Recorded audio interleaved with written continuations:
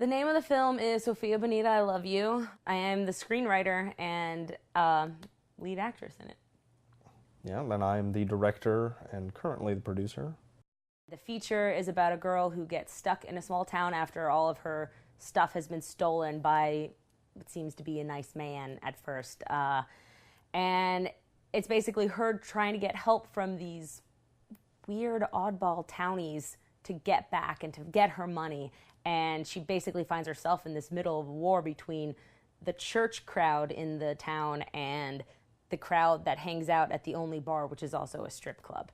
And she decides to go to the strip club because they're less crazy.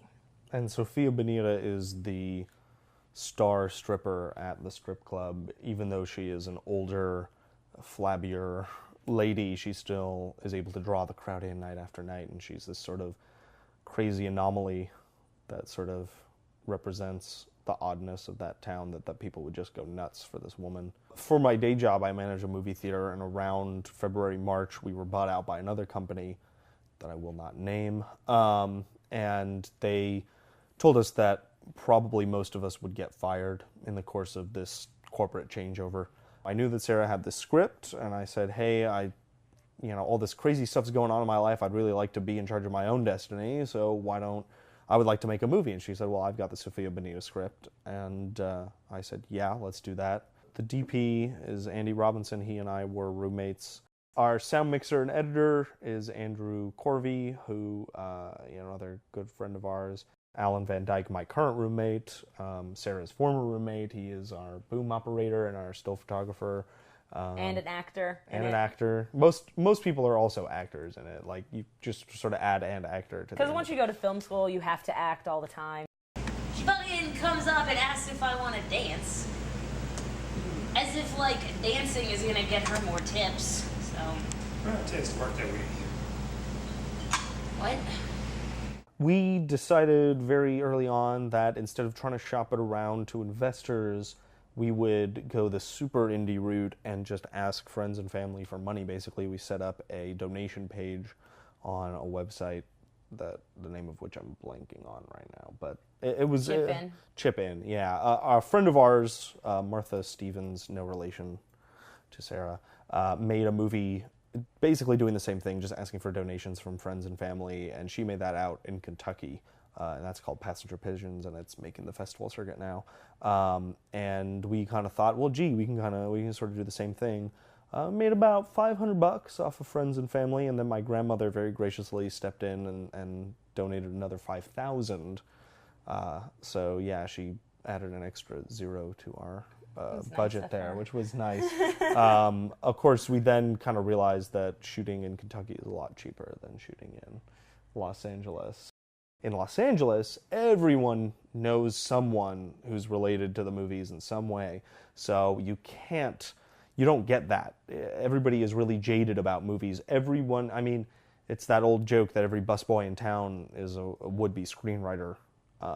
So no one is fazed by the fact that you're making a movie, and it's actually a hindrance, because we'll go into a place and say, hey, we're making a movie, we want to shoot for 4 hours or whatever, and they'll go, okay, do you have permits? Do you have production insurance? Do you have, how much are you going to pay us?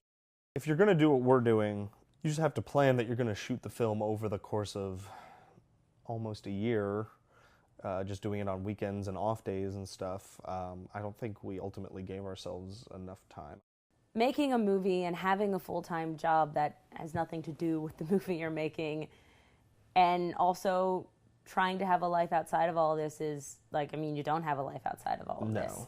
It's strictly, I go to work 40 hours a week, and all my off time, I work on getting everything ready for the movie, making sure we have everything in order, making sure we have all the right props.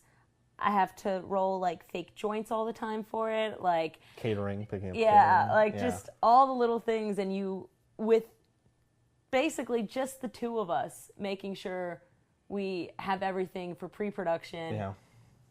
And production. It's tough as hell. It's daunting, yeah. The only thing said the most during pre-production and production is, oh, I wish we had a producer. Yeah. It's such a workhorse role Yeah. that, I mean, it's very much the like brick and mortar laying part of making movies, and some people really excel at that. I hate it, on the other hand. Yeah. That's why I no, write. we're not the people that excel at it. Yeah. I think we've done very well for ourselves given that we have no producer. But if we had a producer, I think that our efficiency would go up noticeably. Yeah.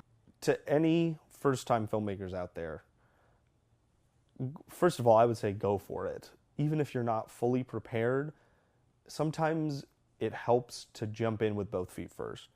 You cannot be afraid of failure, because the moment you're afraid of failure is the moment that you stop trying, because you'll just say, well, if I could fail, I might fail, and therefore I won't even bother to do it. The biggest thing is that you have to get other people's advice. You can't just have your movie for yourself and think, oh, well, you don't get it. A film is to be shared. It's to be viewed, it's to see a reaction and get reactions from a mass group of people. And if you're only writing for yourself, if you're not writing for an audience, then you're just wasting everyone's time. It has to come out of that passion. It can't be about, oh, I've got the idea that will sell, 100 million tickets at the box office. Because unless you can get that sold to a studio, you're probably not going to get that idea into the hands that you want it to when you want it there. So it's got to be about the passion that you have. I was gonna burp, but I feel like that was enough. It would have been too much. They were already so blown away that would have just shattered them like glass.